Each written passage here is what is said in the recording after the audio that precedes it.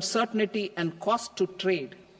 As a measure of promoting ease of doing business, I propose to fix a time limit of 2 years, extendable by a year, for finalizing the provisional assessment. I propose to introduce a new provision that will enable importers or exporters, after clearance of goods, to voluntarily declare material facts and pay duty with interest but without penalty.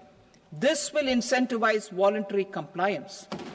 However, this will not apply in cases where department has already initiated audit or investigation proceedings. For industry to better plan their imports, I propose to extend the time limit for the end use of imported inputs in the relevant rules from 6 months to 1 year. This will provide operational flexibility in view of cost and uncertainty of supply. Further, such importers will now have to file only quarterly statements instead of a monthly statement.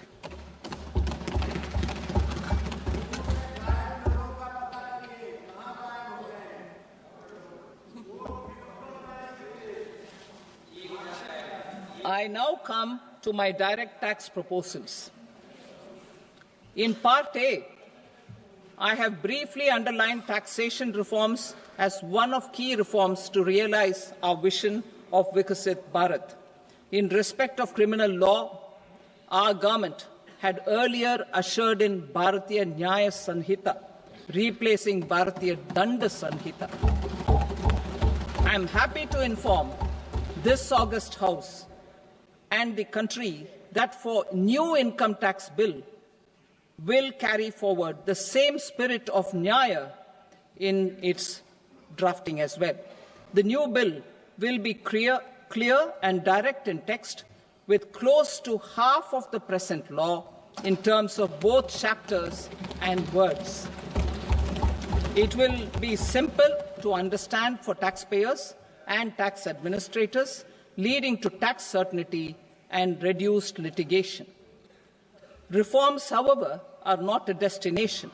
They are means to achieve good governance for our people and economy. Providing good governance primarily involves being responsive. The Tirukural captures this in verse 542, which reads, "Vaanokki vaazhum ulagallam, mannavan kol nokki vaazhum kudi," meaning, just as the living beings live expecting rains, citizens live expecting good governance.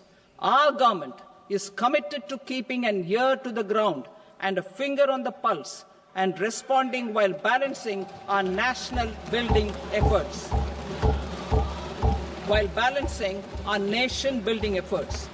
The following measures will detail just how our government will, under the guidance of PM Modi, has taken steps to understand and address. I repeat that sentence, sir.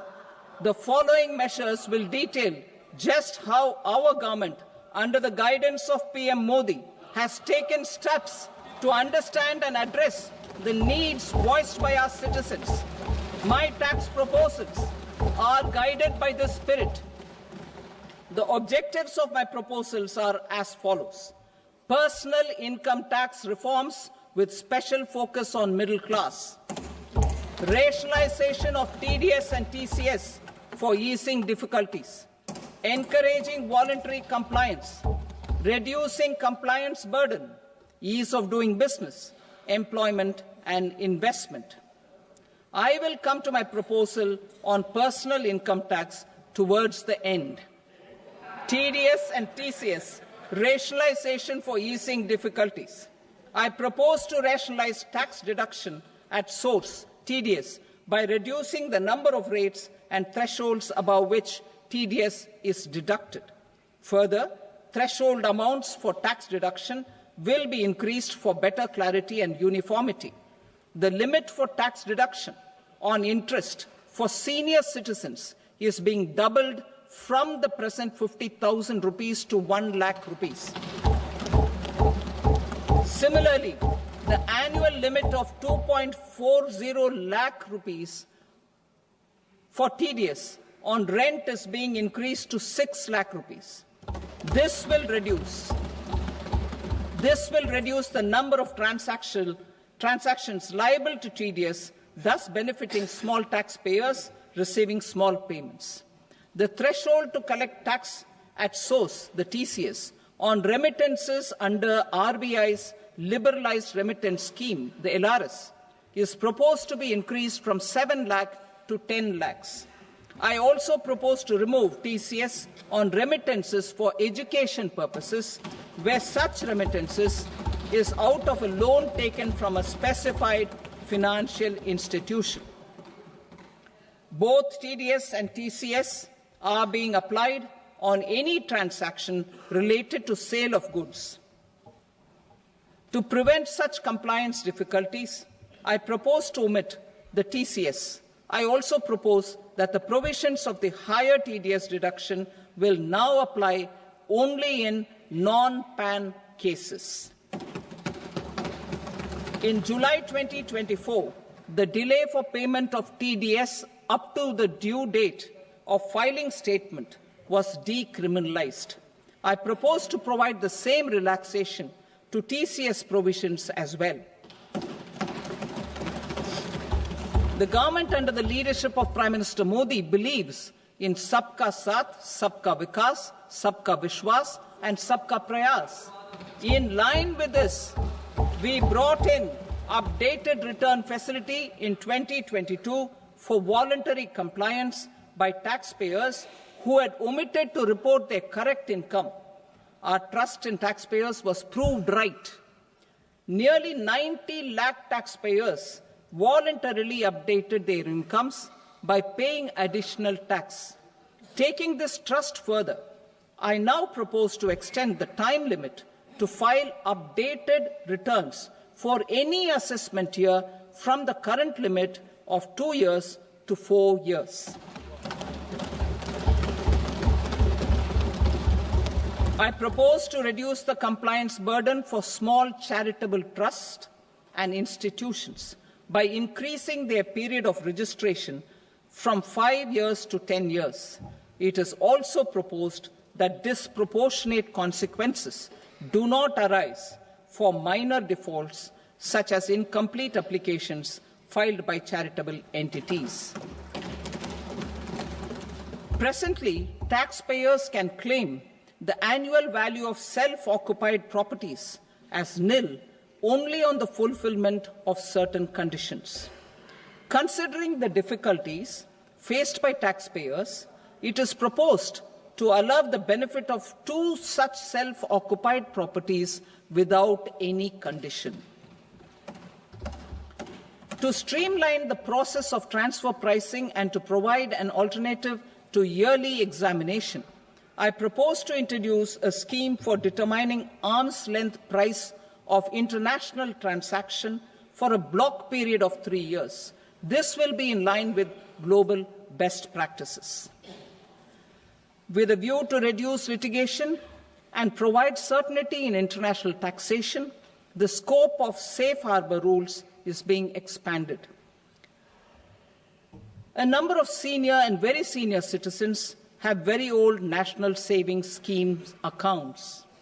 As interest is no longer payable on such accounts, I propose to exempt withdrawals made from NSS by individuals on or after 29th August 2024.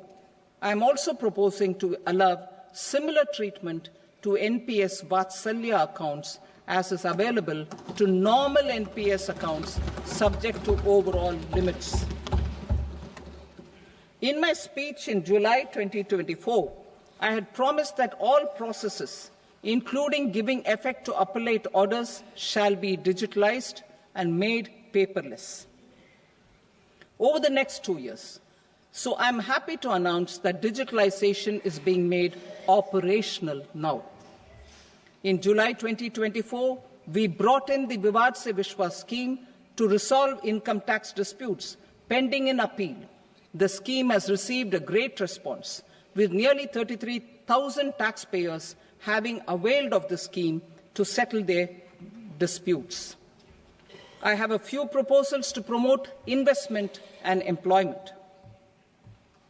It is proposed to provide a presumptive taxation regime for non-residents who provide services to a resident company that is establishing or operating an electronics manufacturing facility. I further propose to introduce a safe harbor for tax certainty for non-residents who store components for supply to specified electronics manufacturing units. Presently, the tonnage tax scheme is available only to sea-going ships. The benefits of existing tonnage tax scheme are proposed to be extended to inland vessels registered under the Indian Vessels Act 2021 to promote inland water transport in the country. Extension for incorporation of startups. We continue to support the Indian startup ecosystem. I propose to extend the period of incorporation by 5 years to allow the benefit available to startups which are incorporated before 1/4/2030.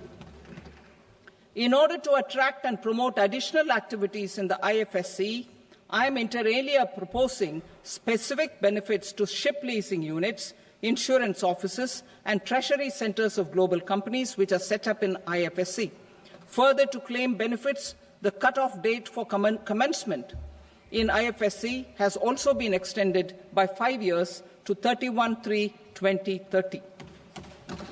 Category 1 and Category 2 AIFs are undertaking investments in infrastructure and other such sectors. I propose to provide certainty of taxation to these entities on the gains from securities, to promote funding from sovereign wealth funds and pension funds to the infrastructure sector. I propose to extend the date of making an investment by 5 more years up to 31st March 2030.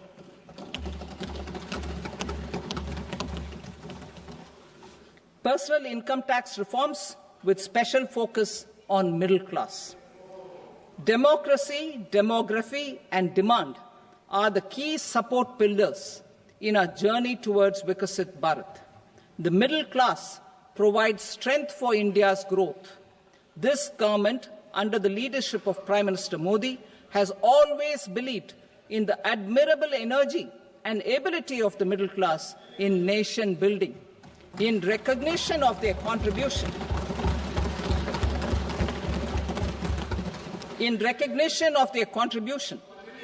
we have periodically reduced their tax burden. Right after 2014, the nil tax slab was raised to 2.5 lakhs of rupees, which was further raised to 5 lakh rupees in 2019 and to 7 lakh rupees in 2023. This is reflective of our government's trust on the middle-class taxpayers. I am now happy to announce that there will be no income tax payable up to income of 12 lakh rupees.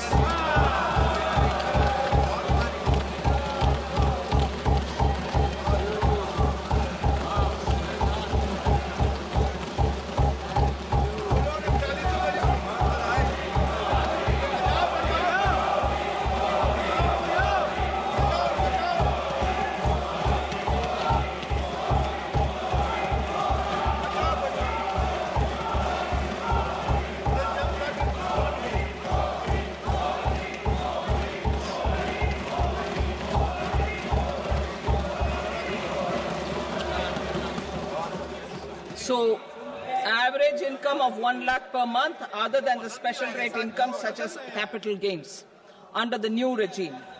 This limit will be 12.75 lakh for salaried taxpayers due to the standard deduction of 75,000. Slabs and rates are being changed across the board to benefit all taxpayers. The new structure will substantially reduce the taxes of the middle class and leave more money in their hands, boosting household consumption, savings, and investment. In the new tax regime, I propose to revise tax rate structures as follows: 0 to 4 lakh rupees nil, 4.8 lakh rupees to 4 to 8 lakh rupees 5%, 8 to 12 lakh rupees 10%, 12 to 16 lakh rupees 15%, 16 to 20 lakh rupees 20%, 20 to 24 lakh rupees 25%, and above 24 lakh rupees 30%. To taxpayers up to 12 lakh of normal income, other than special rate income such as capital gains. I read that again. To taxpayers up to 12 lakh of income, other than special rate income such as capital gains, tax rebate is being provided in addition to the benefit due to slab rate reduction in such a manner that there is no tax payable by them. The total tax benefit of slab rate changes and rebate at different income levels can be illustrated with a few examples. A taxpayer in the new regime with an income of 12 lakh rupees will get a benefit of 80,000 rupees in tax, which is 100% of tax payable as per the existing rates. A person having income of 18 lakh rupees will get a benefit of 70,000 rupees in tax. That is 30% of tax payable as per existing rates.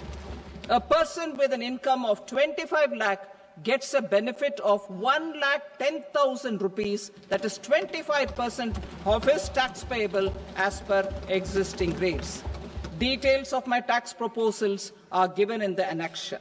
As a result of these proposals, Honorable Speaker, sir, revenue of about 1 lakh crore in direct taxes and 2,600 crores in indirect taxes will be foregone. Mr. Speaker, sir, with this, I commend the budget to this august House.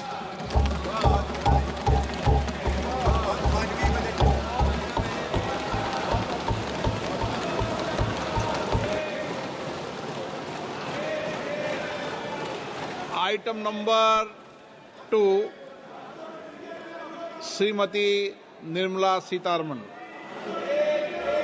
Sir, with your permission, I rise to lay on the table the following statements under Section 3(1) of the Fiscal Responsibility and Budget Management Act 2003. Medium-term fiscal policy cum fiscal policy strategy statement and macroeconomic framework statement. Item number 3, Srimati Nirmala Sitharaman. Sir, with your permission, I rise to move for leave to introduce the Finance Bill 2025. प्रश्न ये है कि विधेयक को पुनर्स्थापित करने की अनुमति प्रदान की जाए। जो सदस्य इसके पक्ष में हाँ कहें, जो सदस्य विरोध में ना कहें, मेरे विचार में निर्णय हाँ वालों के पक्ष में हुआ, हाँ वालों के पक्ष में अनुमति प्रदान की जाती है। माननीय मंत्री जी, अब विधेयक को पुनर्स्थापित करें। Sir, I introduce the bill. Thank you. सभा की कार्रवाई सोमवार दिनांक 3 फरवरी 2025 को प्राप्त 11 बजे तक के लिए स्थगित की जाती है।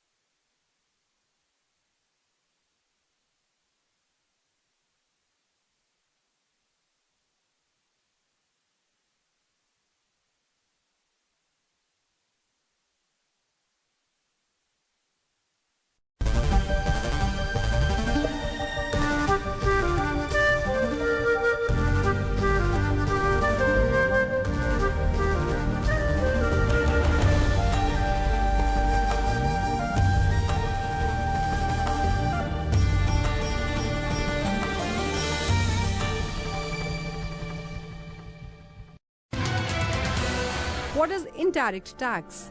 In the case of indirect tax, the burden of tax can be shifted by the taxpayer to someone else. Indirect tax has the effect of raising the price of the products on which they are imposed. Customs duty, central excise, service tax and value-added tax are examples of indirect tax.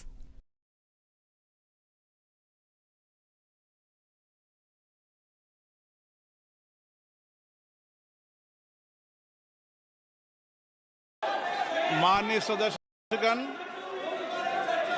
Item number 1 Shrimati Nirmala Sitharaman वित्त मंत्री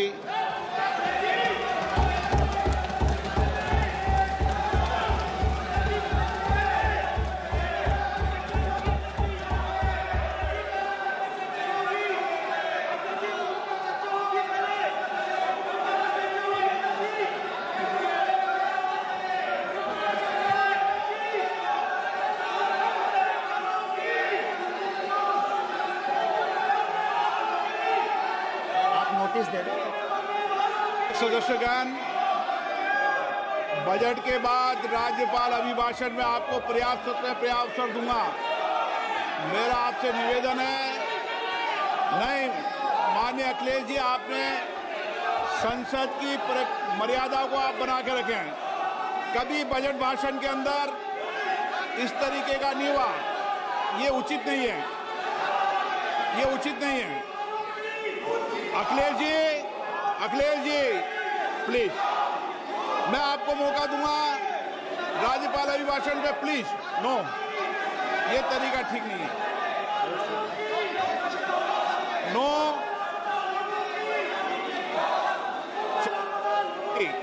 राज्यपाल अभिभाषण पर चर्चा होगी। No तरीका। Honorable Speaker, I present the budget for 25-26. This budget continues our government's efforts to A. Accelerate growth, B. Secure inclusive development, C. Invigorate private sector investments, D. Uplift household sentiments, and E. Enhance spending power of India's rising middle class. Together, we embark on a journey to unlock our nation's tremendous potential for greater prosperity and global positioning under the leadership of Honorable Prime Minister Shri Narendra Modi. As we complete the first quarter of the 21st century, continuing geopolitical headwinds suggest lower global economic growth over the medium term. However, our aspiration for a Vikasit Bharat inspires us, and the transformative work we have done during our government's first 2 terms guides us to march forward resolutely. Our economy is the fastest growing among all major economies. Our development track record for the past 10 years and structural reforms have drawn global attention. Confidence in India's capability and potential has only grown in this period. We see the next 5 years as a unique opportunity to realize Sabka Vikas, stimulating balanced growth of all regions. The great Telugu poet and playwright Gurujada Apparao had said, "Deshamante matti kadoy, deshamante manushuloy," meaning a country is not just its soil, a country is its people. In line with this, for us, Vikasit Bharat encompasses zero poverty, 100% quality good school education, access to high quality, affordable and comprehensive health care, 100% skilled labor with meaningful employment, 70% women in economic activities, and farmers making our country the food basket of the world. In this budget, the proposed development measures span 10 broad areas focusing on Garib, youth, Annadata and Nari. spurring agricultural growth and productivity, building rural prosperity and resilience, taking everyone together on an inclusive growth path, boosting manufacturing and furthering Make in India, supporting MSMEs, enabling employment-led development, investing in people, economy and innovation, securing energy supplies, promoting exports and nurturing innovation. For this journey of development, our four powerful engines are agriculture, MSME, investments and exports. The fuel, our reforms, our guiding spirit, inclusivity, and the destination, Vikasit Bharat. This budget aims to initiate transformative reforms across 6 domains. During the first 5 years, these will augment our growth potential and global competitiveness. The domains are taxation, power sector, urban development, mining, financial sector, and regulatory reforms. Agriculture as the first engine. Now I move to specific proposals, beginning with agriculture as the first engine.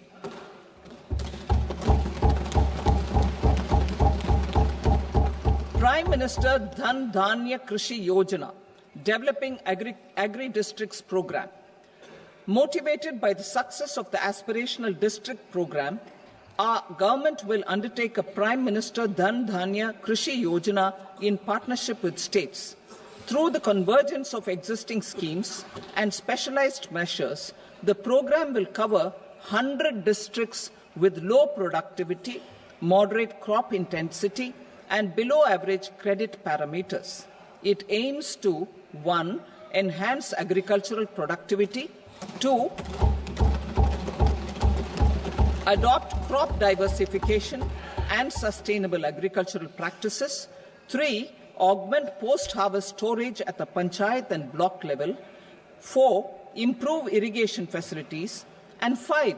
Facilitate availability of long-term and short-term credit. This program is likely to help 1.7 crore farmers. Building rural prosperity and resilience. A comprehensive multi-sectoral rural prosperity and resilience program will be launched in partnership with the states. This will address underemployment in agriculture through skilling, investment, technology, and invigorating the rural economy. The goal is to generate ample opportunities in rural areas so that migration is an option but not a necessity. The program will focus on rural women, young farmers, rural youth, marginal and small farmers, and landless families. The details are in Annexure A. Domestic best practices will be incorporated, and appropriate technical and financial assistance will be sought from multilateral development banks. In Phase 1, 100 developing agri-districts will be covered. Atmanirbharta in pulses. Our government is implementing the National Mission for Edible Oil Seed for achieving Atmanirbharta in edible oils. Our farmers have the capability to grow enough for our needs and more. 10 years ago, we made concerted efforts and succeeded in achieving near self-sufficiency in pulses. Farmers responded to the need by increasing the cultivated area by 50%, and government arranged for procurement and remunerative prices. Since then, with rising incomes and better affordability, our consumption of pulses has increased significantly. Our government will now launch a 6-year mission for Atmanirbharta in pulses with a special focus on Tuar, Urad and Masoor. Details are in Annexure B. Central agencies such as NAFED and NCCF will be ready to procure these 3 pulses as much as offered during the next 4 years from farmers who register with these agencies and enter into agreements. Comprehensive program for vegetables and fruits. It is encouraging that our people are increasingly becoming aware of their nutritional needs. It is a sign of a society becoming healthier.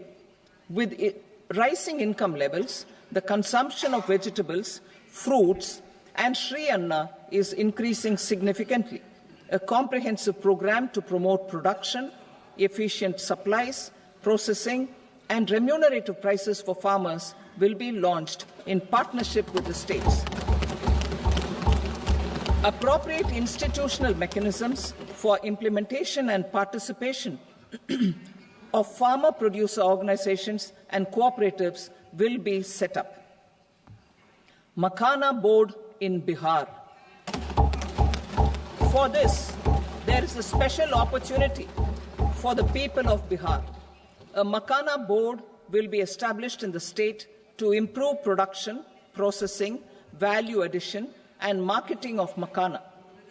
The people engaged in these activities will be organized into FPOs. The board will provide hand-holding and training support to Makhana farmers and will also work to ensure they receive the benefits of all relevant government schemes. A national mission on high-yielding seeds will be launched, aimed at 1. Strengthening research ecosystem, 2. Targeted development and propagation of seeds with high yield, pest resistance, and climate resilience, and 3. Commercial availability of more than 100 seed varieties released since July 2024. India ranks second largest globally in fish production and aquaculture. Seafood exports are valued at 60,000 crore rupees. To unlock the untapped potential of the marine sector, our government will bring in an enabling framework for sustainable harnessing of fisheries from Indian exclusive economic zone and high seas, with a special focus on the Andaman and Nicobar and Lakshadweep islands.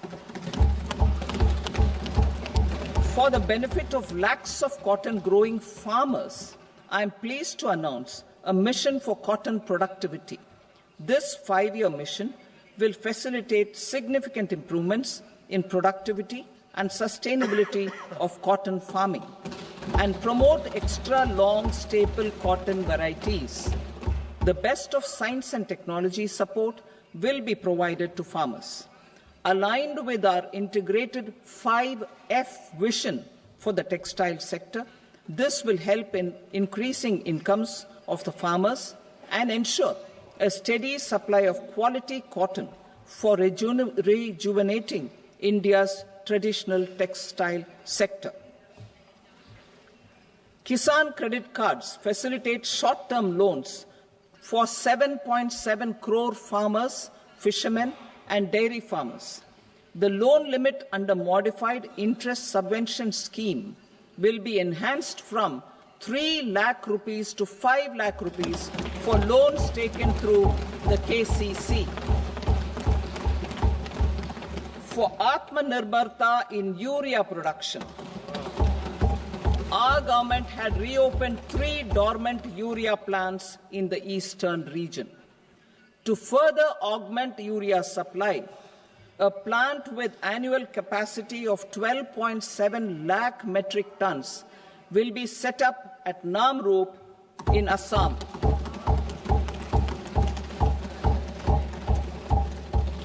India Post, with 1.5 lakh rural post offices, complemented by the India Post Payment Bank and a vast network of 2.4 lakh Dak Sevaks, will be repositioned to act as a catalyst for the rural economy. Details are at Annexure C. India Post will also be transformed as a large public logistics organization. This will meet the rising needs of Vishwakarmas, new entrepreneurs, women, self-help groups, MSMEs, and the large business organizations. Our government will provide support to NCDC for its lending operations for the cooperative sector. MSMEs as the second engine. Now I move to MSMEs as the second engine, which encompasses manufacturing and services with a focus on MSMEs numbering 5.7 crores. Currently, over 1 crore registered MSMEs, employing 7.5 crore people and generating 36% of our manufacturing, have come together to position India as a global manufacturing hub. With their quality products, these MSMEs are responsible for 45% of our exports. To help them achieve higher efficiencies of scale, technological upgradation, and better access to capital, the investment and turnover limits for classification of all MSMEs will be enhanced to 2.5 and 2 times respectively. This will give them the confidence to grow and generate employment for our youth.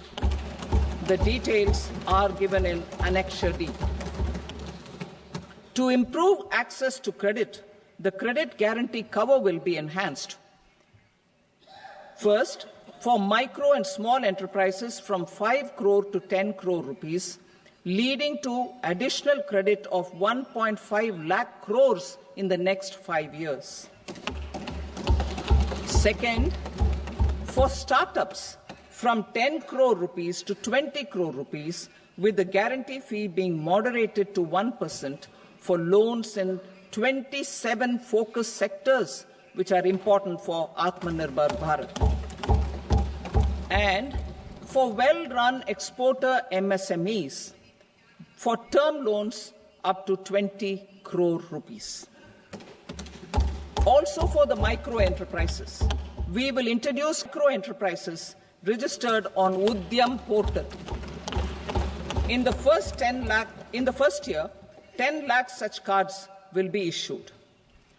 Fund of funds for startups. The alternate investment fund, AIFs, for startups have received commitments of more than 91,000 crores rupees.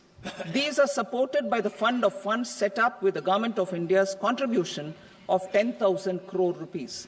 Now, a new fund of funds with expanded scope and a fresh contribution of another 10,000 crore rupees will be set up. A new scheme will be launched for 5 lakh women, scheduled castes and scheduled tribes, first-time entrepreneurs. This will provide term loans up to 2 crore rupees during the next 5 years. The scheme will incorporate lessons from the successful Stand Up India scheme. Online capacity building for entrepreneurship and managerial skills will also be organized. Measures for labor-intensive sectors. To promote employment and entrepreneurship opportunities in labor-intensive sectors, our government will undertake specific policy and facilitation measures. To enhance the productivity, quality, and competitiveness of India's footwear and leather sector, a focused product scheme will be implemented. The scheme will support design capacity, component manufacturing, and machinery required for production of non-leather quality footwear, besides the support for leather footwear and products. The scheme is expected to facilitate employment for 22 lakh persons, generate over 4 lakh crore rupees, and exports of over 1.1 lakh crore rupees. Measures for the toys sector. Building on the National Action Plan for Toys, we will implement a scheme to make India a global hub for toys. The scheme will focus on development of clusters, skills, and a manufacturing ecosystem that will create high-quality, unique, innovative, and sustainable toys that will represent the Made in India brand. Support for food processing. In line with our commitment towards Purvodaya, we will establish a National Institute of Food Technology, Entrepreneurship and Management in Bihar. The institute will provide a strong fillip to food processing activities in the entire eastern region. This will result in 1.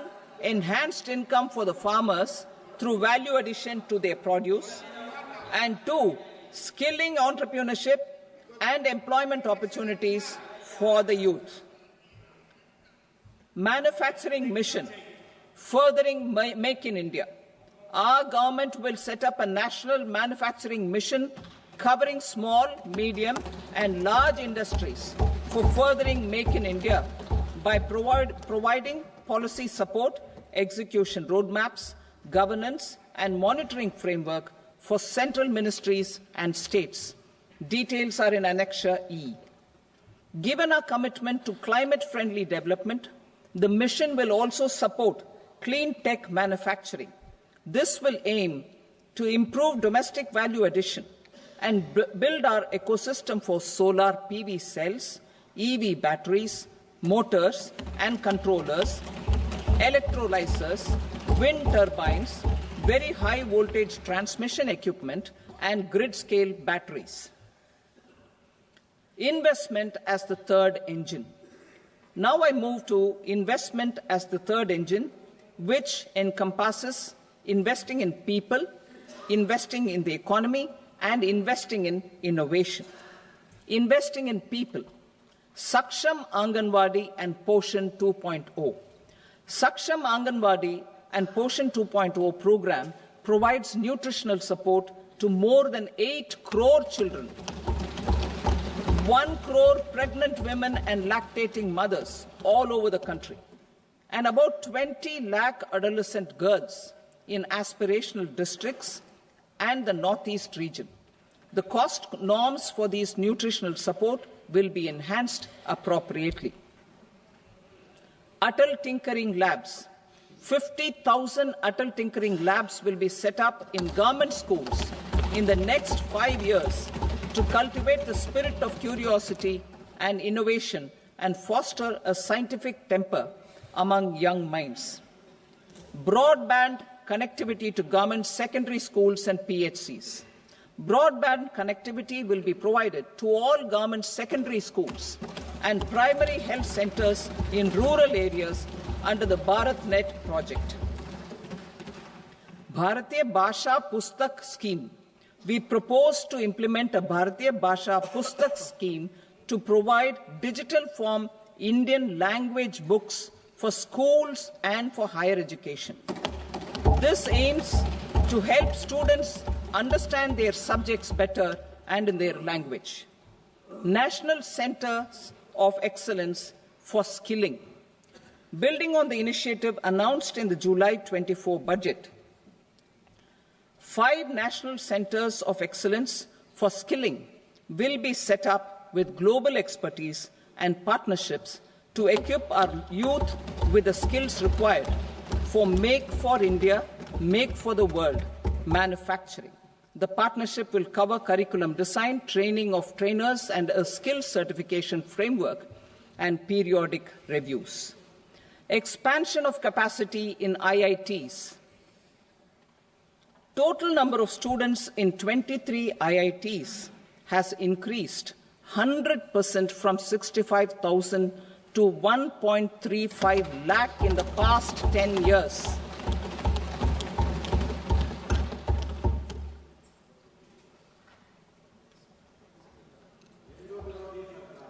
Additional infrastructure will be created in the 5 IITs started after 2014 to facilitate education for 6,500 more students. Hostel and other infrastructure capacity at IIT Patna will also be expanded.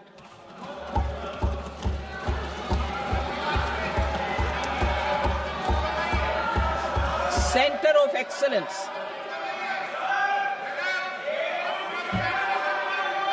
Center of Excellence in AI for Education. I had announced 3 centers of excellence in artificial intelligence for agriculture, health, and sustainable cities in 2023. Now a center of excellence in artificial intelligence for education will be set up with a total outlay of 500 crores. Expansion of medical education. Our government has added almost 1.1 lakh undergraduate and postgraduate medical education seats in 10 years, an increase of 130%. In the next year, 10,000 additional seats will be added in medical colleges and hospitals towards the goal of adding 75,000 seats in the next 5 years. Daycare cancer centers in all district hospitals. Our government will facilitate setting up of daycare cancer centers in all district hospitals in the next 3 years. 200 centers will be established in 25-26 itself. Strengthening urban livelihoods. Our government has been giving priority to assisting urban poor and vulnerable groups. A scheme for socio-economic upliftment of urban workers will be implemented to help them improve their incomes, have sustainable livelihoods, and a better quality of life. PM Swanidhi scheme has benefited more than 68 lakh street vendors, giving them respite from high-interest informal sector loans. Building on this success, the scheme will be revamped with enhanced loans from banks, UPI-linked credit cards with 30,000 rupees limit, and capacity building support. Social Security Scheme for welfare of online platform workers. Gig workers of online platforms provide great dynamism to the new age services economy. Recognizing their contribution, our government will arrange for their identity cards and registration on the e-Shram portal. They will be provided health care under PM Jan Arogya Yojana. This measure is likely to assist nearly 1 crore gig workers.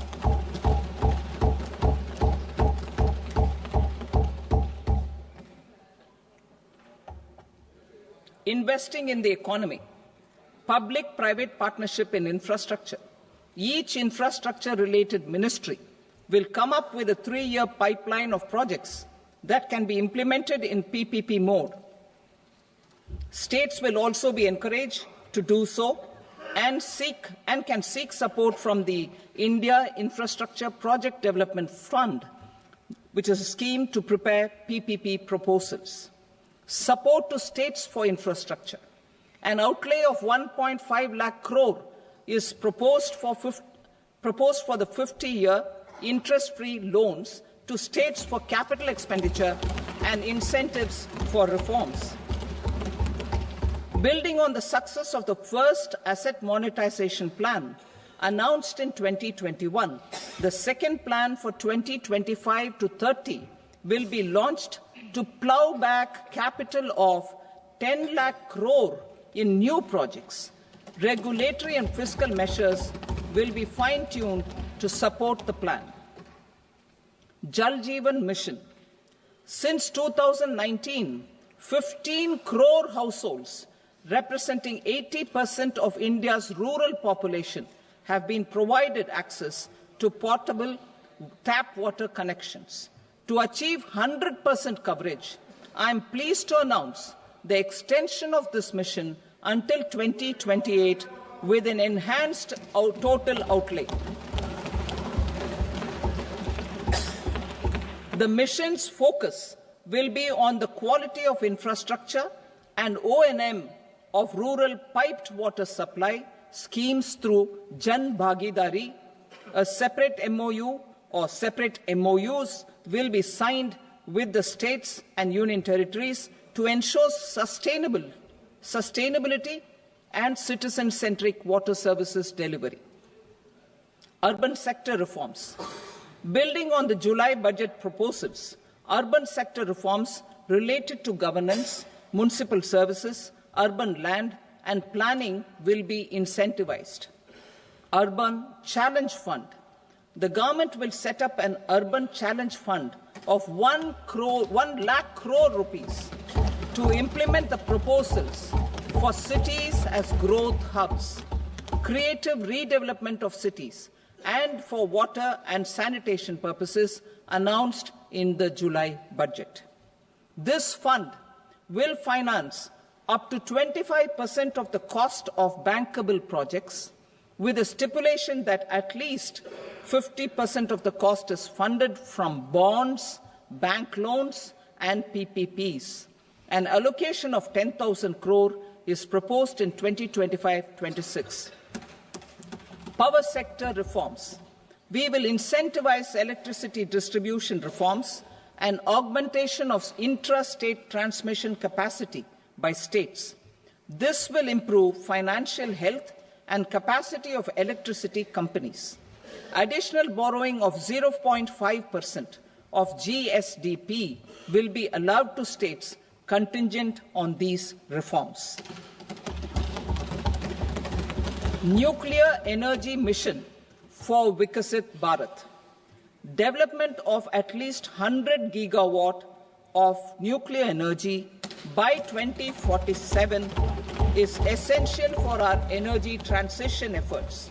For an active partnership with the private sector towards this goal, amendments to the Atomic Energy Act and the Civil Liability for Nuclear Damage Act will be taken up. A nuclear energy mission for research and development of small modular reactors with an outlay of 20,000 crore will be set up. At least 5 indigenously developed small modular reactors will be operationalized by 2033. Shipbuilding. The shipbuilding financial assistance policy will be revamped to address cost disadvantages. This will also include credit notes for shipbreaking in Indian yards to promote the circular economy. Large ships above a specified size will be included in the infrastructure harmonized master list. Shipbuilding clusters will be facilitated to increase the range, categories, and capacity of ships. This will include additional infrastructure, facilities, skilling, and technology to develop the entire ecosystem. Maritime Development Fund. For long-term financing for the maritime industry, a Maritime Development Fund with a corpus of 25,000 crore rupees will be set up. This will be for distributed support and promoting competition. This will have up to 49% contribution by the government, and the balance will be mobilized from ports and from private sector. UDAN regional connectivity schemes. UDAN has enabled 1.5 crore middle-class people to meet their aspirations for speedier travel. The scheme has connected 88 airports, and operationalized 619 routes. Inspired by that success, a modified UDAN scheme will be launched to enhance regional connectivity to 120 new destinations and carry 4 crore passengers in the next 10 years. 4 crore additional passengers in the next 10 years. The scheme will also support helipads and smaller airports in hilly, aspirational, and northeast regional districts.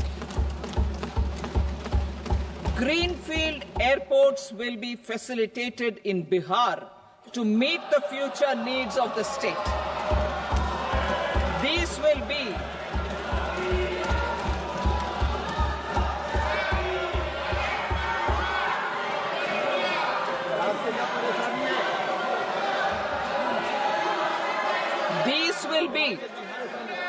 These will be in addition to the expansion of the capacity of Patna Airport and a brownfield airport in Beta. Western Kosi Canal project in Mithilanchal. Financial support will be provided for the Western Kosi Canal ERM project, benefiting a large number of farmers cultivating over 50,000 hectares of land in the Mithilanchal region of Bihar. Mining sector reforms. Mining sector reforms, including those for minor minerals, will be encouraged through sharing of best practices and institutions of a state mining index. A policy for recovery of critical minerals from tailings will be brought out. Under the special window for affordable and mid-income housing, SWAMI, 50,000 dwelling units in stressed housing projects have been completed and keys handed over to home buyers. Another 40,000 units will be completed in 2025, further helping middle-class families who were paying EMIs on loans taken for apartments while also paying rent for their current dwellings. Building on this success, SWAMI Fund 2 will be established as a blended finance facility with contribution from the government, banks and private investors. This fund of 15,000 crore rupees will aim for expeditious completion of another 1 lakh units. PM Gati Shakti data for private sector.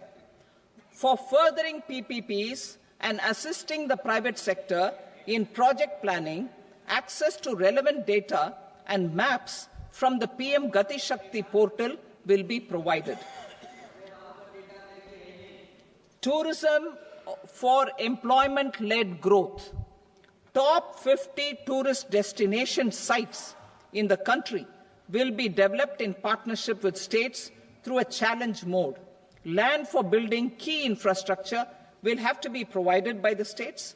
Hotels in these destinations will be included in the infrastructure harmonized list.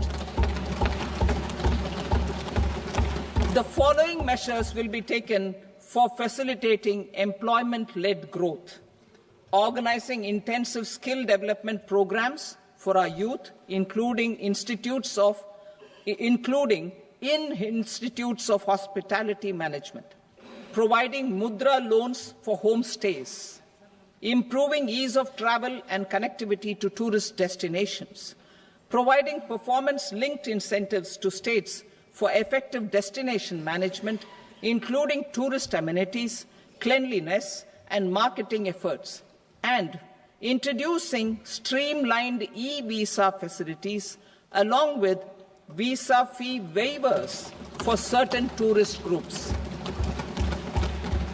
Continuing with the emphasis on places of spiritual and religious significance, in the July budget, there will be a special focus on destinations related to the life and times of Lord Buddha.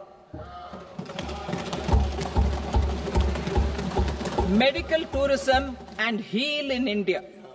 Medical tourism and heal in India will be promoted in partnership with the private sector, along with capacity building and easier visa norms.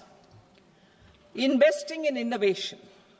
To implement private sector-driven research, development and innovation initiatives announced in the July budget, I am now allocating 20,000 crore rupees for this purpose. A deep tech fund of funds will also be explored to catalyze the next generation startups as a part of this initiative. In the next 5 years, under the PM Research Fellowship Scheme, we will provide 10,000 fellowships for technological research in IITs and IISc with enhanced financial support. The second gene bank with 10 lakh germplasm lines will be set up for future food and nutritional security. This will provide conservation support to both public and private sectors, for genetic resources. We will start a national geospatial mission to develop foundational geospatial infrastructure and data. Using PM Gati Shakti, this mission will facilitate modernization of land records, urban planning, and design of infrastructure projects. A Gyan Bharatam mission for survey, documentation, and conservation of our manuscript heritage with academic institutions, museums, libraries, and private collectors will be undertaken to cover more than 1 crore manuscripts. We will set up a national digital repository of Indian knowledge systems for knowledge sharing. Now I move to exports as the fourth engine. We will set up an export promotion mission with sectoral and ministerial targets driven jointly by the Ministries of Commerce, MSME, and Finance. It will facilitate easy access to export credit, cross-border factoring support, support to MSMEs to tackle non-tariff measures in overseas markets. A digital public infrastructure, Bharat Trade Net, for international trade will be set up as a unified platform for trade documentation and financing solutions. This will complement the Unified Logistics Interface platform. The BTN will be aligned with international practices. Support will be provided to develop domestic manufacturing capacities for our economy's integration with global supply chains. Sectors will be identified based on objective criteria. Facilitation groups with participation of senior officers and industry representatives will be formed for select products and supply chains. Through this, there are huge opportunities related to Industry 4.0, which needs high skills and talent. Our youth have both. Our government will support the domestic electronic equipment industry to leverage this opportunity for the benefit of our youth. A national framework will be formulated as guidance to states for promoting global capability centers in emerging Tier 2 cities. This will suggest measures for enhancing availability of talent and infrastructure, building bylaw reforms, and mechanisms for collaboration with industry. Our government will facilitate upgradation of infrastructure and warehousing for air cargo, including high-value perishable horticultural produce. Cargo screening and customs protocol will be streamlined and made user-friendly. Reforms as the fuel. Over the past 10 years, our government has implemented several reforms for convenience of taxpayers, such as faceless assessment, 2, taxpayer charter, 3, faster returns, 4, almost 99% returns being on self-assessment, and 5, Vivad Se Vishwas scheme.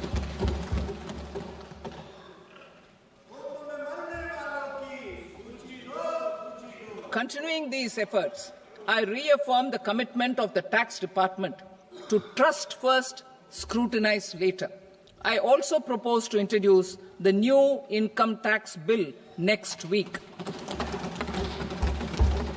I will detail the indirect tax reforms and changes in direct taxes in Part B. Financial sector reforms. The FDI limit for the insurance sector will be raised from 74 to 100%. This enhanced limit will be available for those companies which invest the entire premium in India. The current guardrails and conditionalities associated with foreign investment will be reviewed and simplified. The services of India Post Payment Bank will be deepened and expanded in rural areas. NABFID will set up a partial credit enhancement facility for corporate bonds for infrastructure. Public sector banks will develop Grameen Credit Score Framework to serve the credit needs of SHG members and people in rural areas. A forum for regulatory coordination and development of pension products will be set up.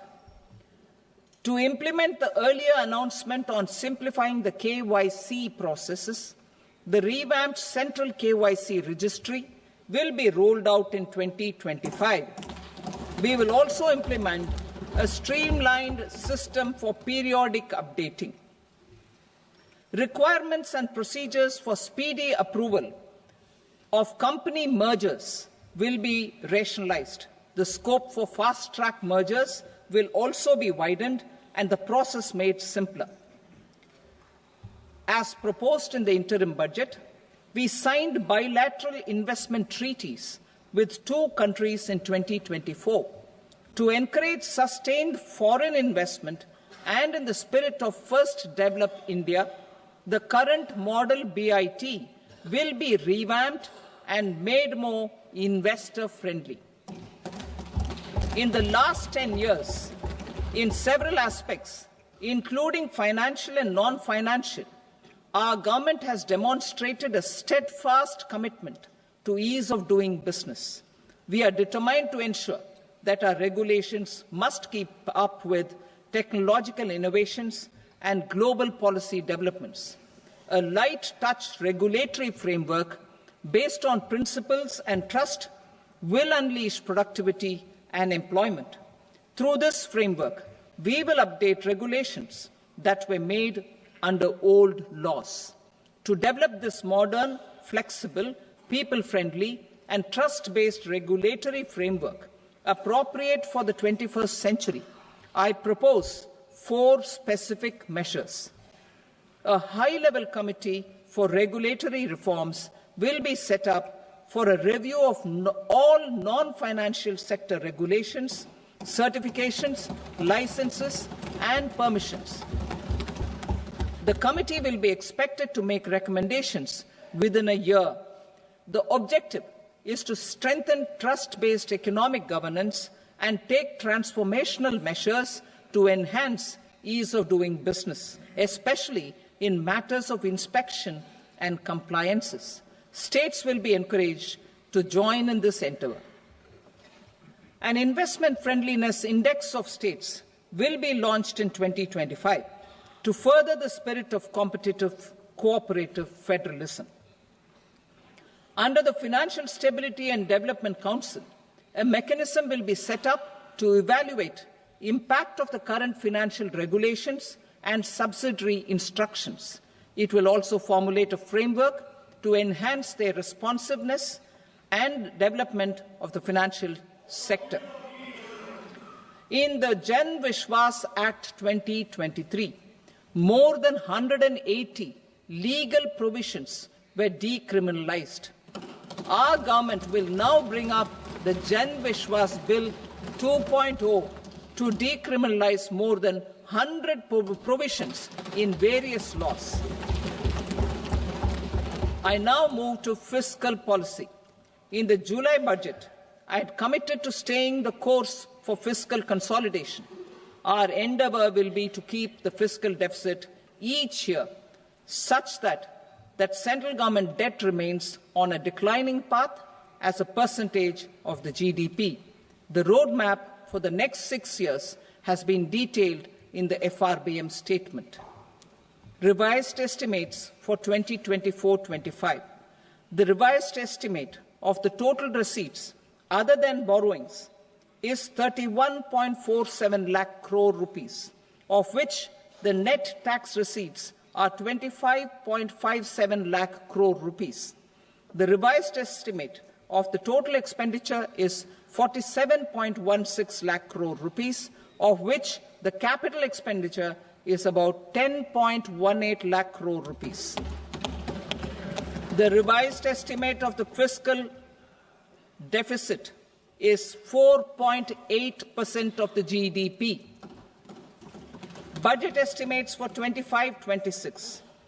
Coming to 25-26, the total receipts other than borrowings and total expenditure are estimated at 34.96 lakh crore rupees and 50.65 lakh crore rupees respectively. The net tax receipts are estimated at 28.37 lakh crore rupees. The fiscal deficit is estimated to be 4.4% of GDP. To finance the fiscal deficit, the net market borrowings from dated securities are estimated at 11.54 lakh crore. The balance financing is expected to come from small savings and other sources. The gross market borrowings are estimated at 14.82 lakh crore rupees. I will now move to Part B. Indirect taxes. My proposals relating to customs aim to rationalize tariff structure and address duty inversion. These will also support domestic manufacturing and value addition, promote exports, facilitate trade, and provide